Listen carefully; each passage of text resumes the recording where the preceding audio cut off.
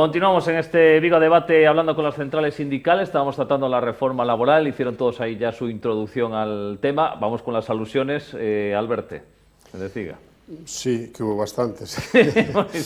Vamos a ver, en primer lugar, o tema dos intereses de partidistas. Eu creo que todos os partidos do Parlamento teñen intereses partidistas, pero hai un programa, e se non empezamos a creer nos programas e levamos aos parlamentos, cando te presentas a unhas eleccións, mal vamos. E había un programa, e se repito, que non era un programa solamente dos partidos que votaron que non, era un programa que levaba o Partido Socialista e que levaba tamén na súa xenda Unidas Podemos. E ese programa foi incumprido. Non creo que fora por intereses partidistas que exijas que unha parte da túa asignatura para que haxa goberno sea esa e esa se incumpla, por unha parte. Sobre que se fala de que, comentaba antes Monse, de que se negociaban os que máis saben. Eu non poño en duda da sapiencia de comisiones obreras do UGT e de la patronal, pero supoño que tampouco pondremos en duda da sapiencia da CIGA ou de la STV, que estábamos en contra dese acordo. Por certo, CIGA, que somos mayoritarios en Galicia, e la STV con LAB representan casi o 70% dos traballadores vascos. Quero dicir, podemos ter razón ou non, pero, home, atribuirse uns a sapiencia, eu non me atribuyo tal cousa, porque eu creo que me equivoco moitas veces, me parece moito atribuirse, non? E sobre o tema, por exemplo, de que se elude o diálogo, eu non creo que se eluda o diálogo, nós queremos, e aparte, en eso estou de acordo con Ernesto, claro que nas negociacións deixamos moitas plumas, todos, nós os primeiros, claro que deixamos moitas plumas, sempre vamos cunha cartilla de máximos e, ao final, por desgracia, pois hai máis componentes na mesa a xogar e non conseguimos todo o que queremos.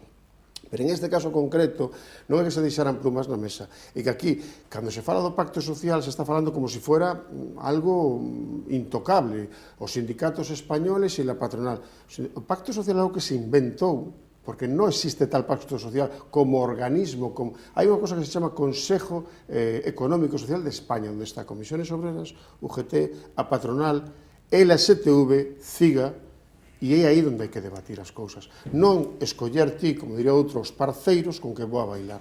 O normal é que se debata onde hai que debatir, e se hai xente que ti cousas que non te gusta, terás que escoitalas, pero que non pode ser é que dous sindicatos mayoritarios en España e a patronal decidan mandar unha lei, pero xa non que decidan, que teñen todo o dereito do mundo a negociar o que consideren oportuno, o que xa non me parece tan oportuno que o leven ao Parlamento e que no Parlamento digan que non se toca unha coma. Eso sí que me parece grave. E cando falamos de incumplimentos, antes se falaba tamén do salario mínimo. Hombre, claro que o salario mínimo está ben que suba, 1.000 euros e tal, pero hai un acordo por parte do goberno español que firmou a Carta Social Europea e asinou, creo que a última vez que asinou foi en xuño do ano pasado, donde falaba do 60% do salario mínimo. Estamos falando de 1.167 euros. Eso que hai que cumplir. O que digo é, se tú queres, me parece moi ben que vayas negociando e que vayas subindo, pero se hai un acordo de chegar a esa cantidad, dai uns cantos anos, a pregunta é por que non se chega. E xa, para rematar, e así damos máis tempo máis o debate, que é o tema do pacto social. Non, eso xa comentei, se me foi o final. O guión, se me foi o guión, que tiña que apuntar. Sí, perdón, que era o tema de Yolanda Díaz, que ahora me vivo a mente. Yolanda Díaz, hai un vídeo moi interesante que anda por aí polas redes, cando Yolanda Díaz era oposición e dicía, se ustedes quieren, ustedes pueden. E depois de ministra xa non era así. A maioría parlamentaria de esquerdas no Parlamento Español, contando os nacionalistas de esquerdas, non falo da dereita, falo de esquerdas, temos maioría, porque eu tamén voto a esquerda, temos maioría suficiente para votar abaixo a reforma. Non facía falta nin acordo social, nin pacto social, nin sentarse ca patronal, porque hemos visto a lo largo da historia, cando hai gobernos de dereitas, e o vimos no caso do Partido Popular, non se puso tan exquisito a hora de chamar as centrales sindicales aquí presentes. Aplicaron a reforma laboral. O goberno español podía facer uso dese mandato, desa maioría que ten no Parlamento e votar abaixo. Por iso digo que cando se dice, se comentaba antes, intereses partidistas, que interés partidista hai? Que todas as organizacións de esquerdas voten en contra e o deroguen. E que pasaría con eso? Que volveríamos á lei anterior. E se pode volver á anterior. E a lei anterior evitaba todo o que comentaba Ernesto, que apuntaba ben, que apuntaba cosas que fixeron na reforma do Partido Popular. Que a lei anterior do Partido Popular si se podían evitar ese tipo de cosas que se fixeron a raíz desa. E non facía falta esta reforma, sino solamente derrogala. Veña, tamén para a resposta, Monse, en primeiro lugar. O único, non dixen que fora comisións UGT, dixen que a parte sindical correspondeu que estaba nesa mesa comisións e UGT, me refiro como en todas as negociacións a nivel de traballo, os que están no día a día é a patronal e a parte sindical. En relación ao salario mínimo, o goberno dixo que iba a subir o salario mínimo hasta o 60%, hasta, tiñan de prazo hasta acabar a súa legislatura, que ainda non acabou. E en relación a que o goberno podía coller e derogar unilateralmente a reforma laboral, eu creo que a decisión que tomou foi moito máis acertada, difícil tamén, porque os que estiveron na negociación nos lo trasladaron que foron unhas negociacións moi complexas, e a proba está en relación co que dixen antes, que conseguimos nesa reforma laboral un compromiso da patronal, compromiso que a patronal lle costou moitísimo aceptala, porque tuveron moitos problemas internos, e unha proba é que agora mesmo estamos nunha situación de crise polo tema de Ucrania, se fala de ERTES e a patronal xa cambiou o discurso, el asinou pero cambiou o discurso, e hai patronal que dice la empresa es mía porque yo no puedo despedir. Entón,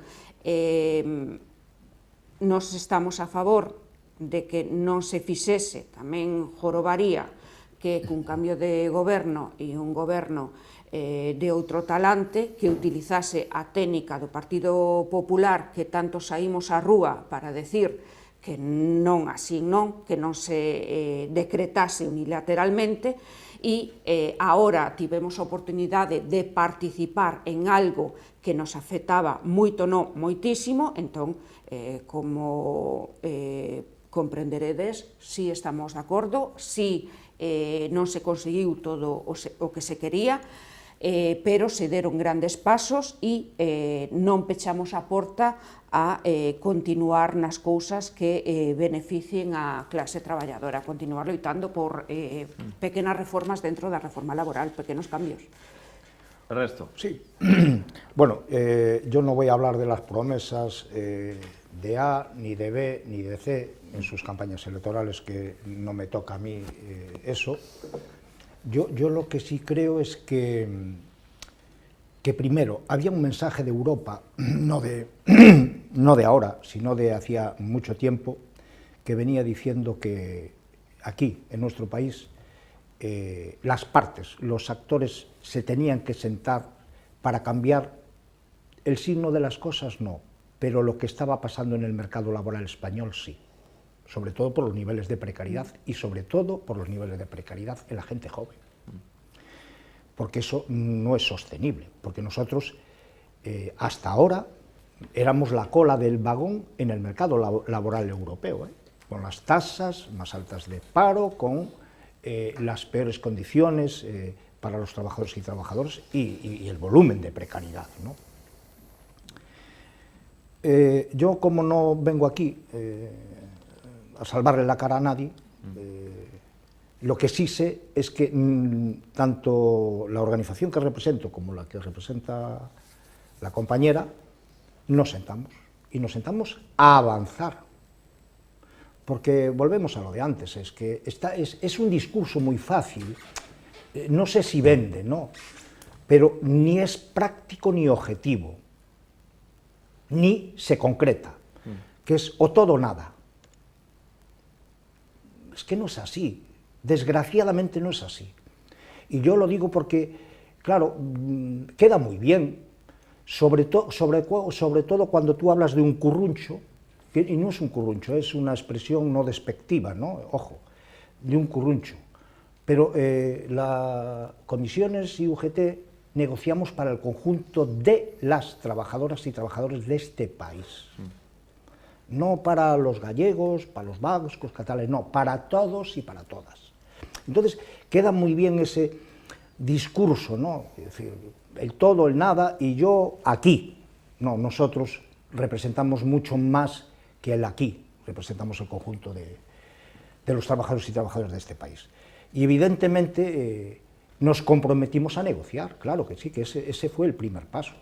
Pero es que dimos avances muy importantes, hombre, es que no se puede decir, no, el todo, el nada. Oiga, mire, se queda usted con la reforma del 2012 y seguimos en la misma situación, los trabajadores y las trabajadoras. Y seguimos las organizaciones que representamos a ese colectivo con la espada de Damocles, con la ultraactividad, con la prevalencia de los convenios. Vamos, seguimos igual.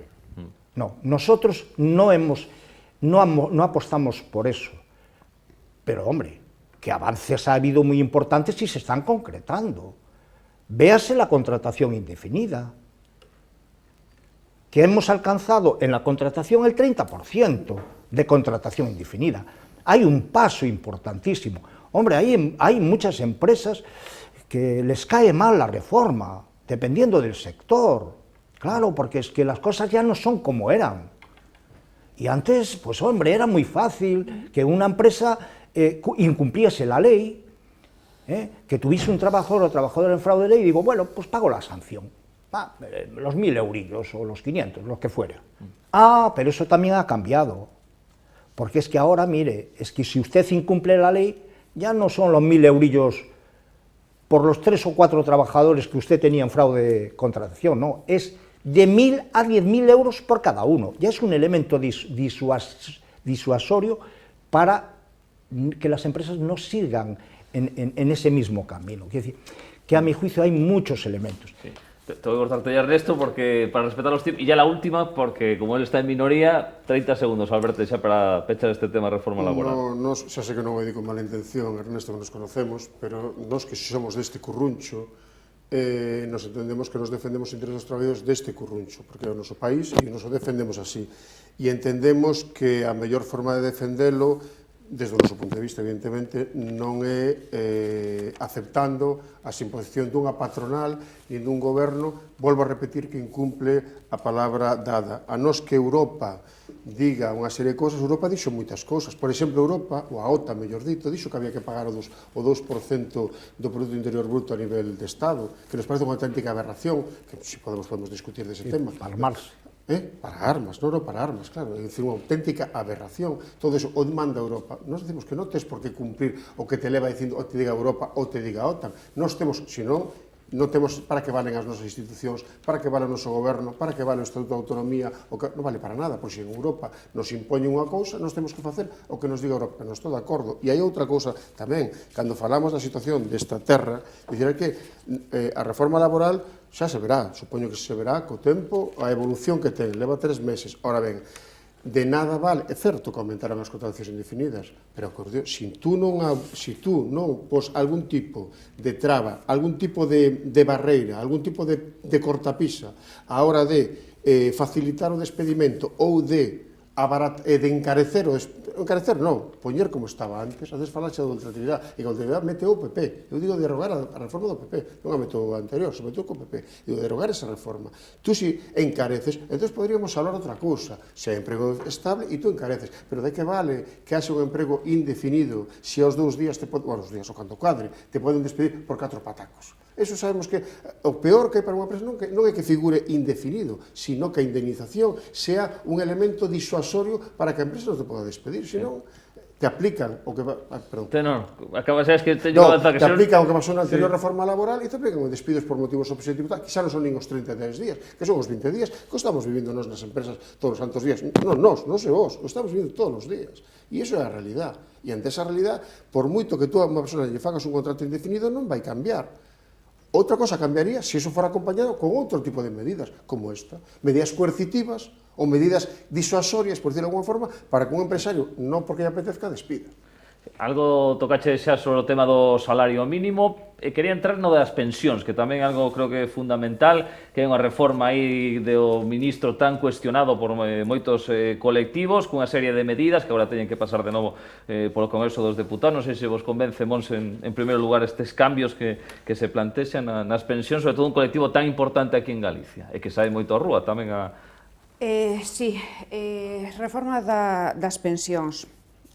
Temos dous puntos importantes, unha é a revalorización, que se vai facer conforme o IPC do ano pasado, do 2,5. En Galicia, tes toda a razón, afecta a 763.000 pensionistas, e as pensións mínimas non contributivas subiron un 3%.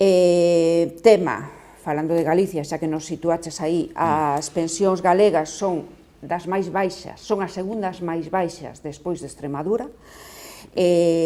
A pensión media é de 1.057 euros, un 15% menos ca estatal. Cal é a causa de que sea menor? Autónomos, as rentas que aínda temos o do réximen agrario e despois tamén os nosos salarios. Por eso insistimos tanto, e para nós é tan importante a subida do salario mínimo, porque tamén afecta as pensións, afecta os salarios, etc. E no principio, xo deixo así, para nós é positivo. Positivo. Ernesto? Sí, bueno, yo por contestar a de antes ahí a Albert, y lo dijo bien, yo cuando hablo de curruncho es que ellos solo ven un curruncho. Sí, te entiendo. Así de claro, vosotros veis solo un curruncho. Entonces... Sí, a ver, Monse, apunta se quieres oír. No es una cuestión descalificativa para un territorio determinado, ojo, porque yo soy de este territorio también, como él, o más, porque tengo un año más que él. Sí, espera un momento, al que quiera apuntar algo, Monse, que decías. Por máis, por qué? Que non o entendí. Porque teño un ano máis que él. Vale. O tema de Europa. Europa está para ben e para mal. Neste momento temos uns fondos europeos que tamén temos que ver como algo positivo. Entonces, vexamos todas partes do que significa Europa, e non só velo como que nos pide cousas e nada máis. Entonces, os fondos europeos neste momento é a solución para parte da problemática que temos sociolaboral. Vale, ahora sí, Ernesto. Sí, tema das pensións. Sí, voy a intentar ser breve. El tema de pensiones, evidentemente ahí hemos estado también. Quiero decir, es que, a ver, había que darle una vuelta a la reforma por la puerta de atrás del 2013 del PP, que lo único que aseguraba era un incremento objetivamente del 0,25, punto y se acabó. Eso es así. Eso ha cambiado sustancialmente. Claro, ha cambiado sustancialmente porque ahora el incremento es sobre el IPC. Por lo menos se ha garantizado que no se pierda poder adquisitivo por los millones y millones de personas que están cobrando una pensión. Eso es lo primero. Lo que sí es cierto, pero es un problema ya del gobierno, que es que nadie pensó o pensaría lo que está pasando con el IPC, sobre todo desde este año, desde la parte final del año pasado y de este, pero que va a tener que abordar evidentemente el gobierno, porque va a tener que poner más recursos, pero las empresas también van a tener que abordar en la negociación colectiva, pues justamente, pues bueno, asumir la cláusula de incrementos de IPC, en definitiva. Alberto. Sí, tamén un pequeno antes de tal. Sí. Decir que a subida a 1.000 euros, para non ser, además é insuficiente porque veo aquí o dato, é dicir, só afecta en Galicia 30.000 persoas, é dicir, o 4,3% da población asalariada. Quer dicir, poñero na dimensión do que afecta eses 1.000 euros. No? E no tema das pensións, se anunciou con toda a pompa, no? E estou de acordo, ademais, que había que retirar este insulto que metera o señor Rajoy da suba do 0,25, evidentemente. Pero hai unha diferencia entre o que o IPC medio, que foi o que se asinou e o que se aplicou en Madrid, e o IPC acumulado. Se subiu o ano pasado, se subiron as pensións ao 2,5%, e a subida do IPC foi un 6,5%. As pensións perderon, por este IPC acumulado, perderon 4 puntos en este ano pasado. É dicir, con todo o que quero dicir, as pensións galegas volvo ao de antes, as pensións galegas, desde o noso punto de vista, ben decía Monse, son as segundas máis baixas de todo o Estado.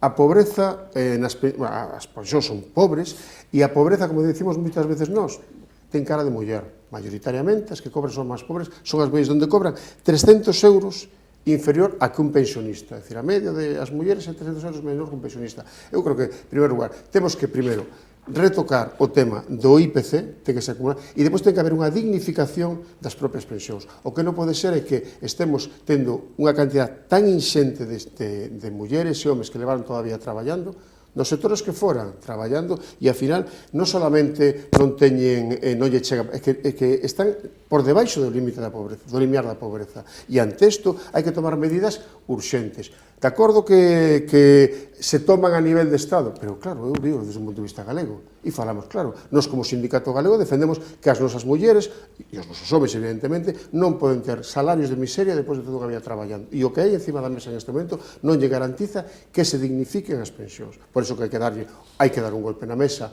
e se non o fai este goberno, que un goberno progresista, que o vai facer? Vai facelo depois se ven o PP con Vox? Evidentemente non. É un momento agora, e se non se fai agora non se vai facer nunca.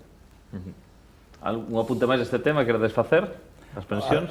No, a ver, yo creo que todo el mundo sabemos aquí decir que una persona cuando se jubila tiene una pensión determinada en función al tiempo cotizado y a la base cotizada. Eso es una realidad, es decir, eso no se puede desdibujar. Pero efectivamente hay muchas personas que pues, sus salarios pues, eran pequeños y pues, alcanzaron una pensión con las reglas de juego que hay o que había y que hay, pues la pensión pues, es escasa, ¿no? Bueno, pues evidentemente, claro que nosotros, y nosotros los primeros, que exigimos que, como decía antes, por muchas razones, 12 millones de personas que están en una situación de vulnerabilidad, ahí entra de todo, pero también entran, claro, pensionistas que tienen una pensión de 600 euros. Claro, pero los gobiernos, el gobierno autonómico, el gobierno estatal, tiene que destinar recursos para complementar, para facilitar una vida digna, no solo a los pensionistas, que también, o esas pensiones bajas, sino que también a aquellas personas que carecen de recursos. Y yo creo que por ahí es por donde, a mi juicio, tenemos que caminar. Y yo vuelvo a repetirlo, es decir, con todos los matices que cada uno le quiera dar, hay un avance objetivo, y además lo hemos firmado, hay un avance objetivo en ese, como le llaman, incremento y revisión de las pensiones comparado con la situación anterior. Es decir, que se calcula la pensión sobre el IPC medio del año. Es cierto, es sobre el medio, porque eso no lo vamos a desdibujar. No es sobre el último IPC, porque el último IPC de este año, de marzo, es del 9,8. Pero el de enero o el de febrero fue del 7,1. El de enero, el 6,1, por ejemplo. Es decir, esa es la base. Nos gustará más, nos gustará menos, pero es una base también objetiva. Y claro que todos queremos, efectivamente, que nuestros pensionistas y nosotros los primeros, que tengan una cobertura de pensión que le permita vivir dignamente a los pensionistas y al resto de esas personas que carecen de recursos o que están recibiendo una pensión no contributiva. Sí, pero moi breve porque quería tocar o tema de igualdade, ademais, que no tramo final. Primeiro, o tema de a nosa xente. A nosa xente, tanto Ernesto como eu, estamos traballando aquí, entonces en nosa xente tamén, aínda que estemos en un sindicato, dous sindicatos a nivel estatal. Da que estamos falando tamén é a nosa xente, iso primeiro. E segundo, por iso nos decimos que é tan importante o incremento salarial en base ao IPC. Temos que subir os salarios porque é fundamental despois para as nosas pensións. E outro tema, nos decimos desde sempre, non pode quedar ninguén atrás, por iso lle estamos dicindo ao goberno que todas esas persoas que teñen, ahora mesmo están cobrando o mínimo, que teñan un reforzo económico para ter unha vida digna, como dice Ernesto. Vale. O tema de igualdade que quería tocar porque esa fenda salarial sigue existindo. Pasa que o último ano, que o dato que teño é do 2019, claro, e antes da pandemia, era un 27% según o INE a fenda salarial entre homes e mulleres. Estamos nun ano importante porque creo que os plans de igualdades teñen que ser obligatorios para as empresas de máis de 50 traballadores. Veña, Alberto, como vai este asunto dos plans de igualdade?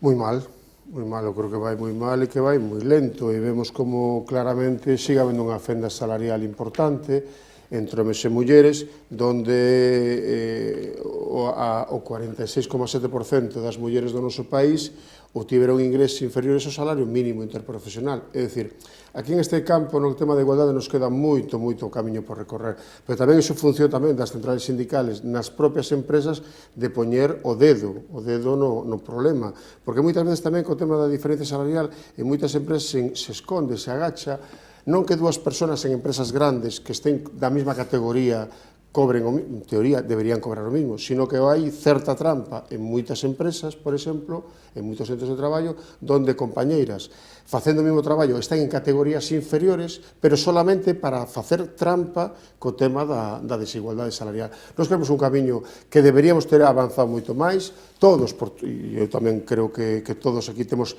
parte de responsabilidade, no sentido de que deberíamos poñer isto, o tema da igualdade salarial, como un dos primeiros, que en teoría está, pero na práctica, por desgracia, non está tanto, que debería ser un dos primeiros obxectivos a conquerirnos, eu diría nos próximos, non diría en moito tempo, porque isto é que en pleno siglo XXI e no ano que estemos, que sigamos vendo estas aberracións entre as diferencias tan grandes entre os homes e mulleres, e vemos o que tarda unha muller en chegar, por exemplo, ao largo da súa vida, tarda 10 anos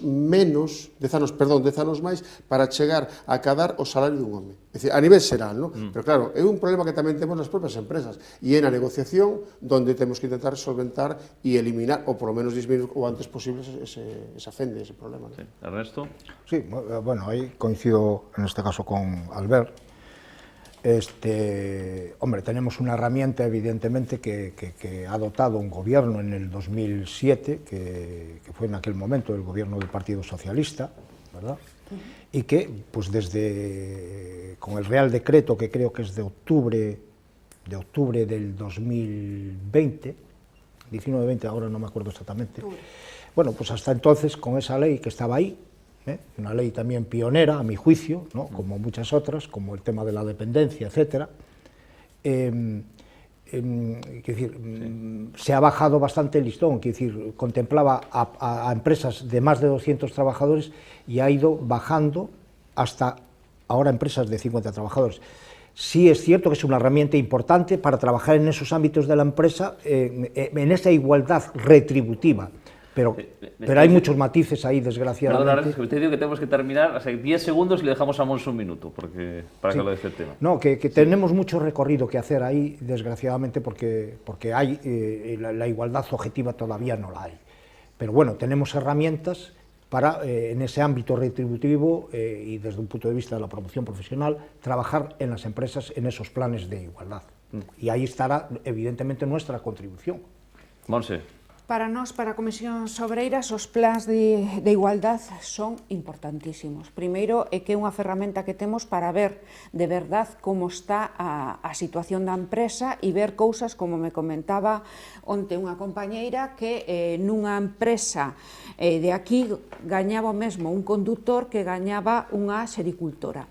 Entón, para entrar e ver que é o que está pasando nas empresas de verdad con este tema, agora hai unha nova ferramenta que é a valoración do posto de traballo, que é nova, ainda estamos comenzando a traballar con ela, que nos vai a dar máis datos, que nos vai a situar de verdad que é o que está pasando nas empresas e nos vai a dar ferramentas para que romper con esa brecha salarial que é o que queremos e o que estaba dicindo Alberto. O que non é normal é que unha muller necesite como dixo el, 10 anos para chegar ao mesmo salario que un home. Entón, nos, desde Comisións Obreras, apostamos polos plans de igualdade, estamos traballando neles e estamos traballando para romper xa tanto o teito de cristal das mulleres como a brecha salarial.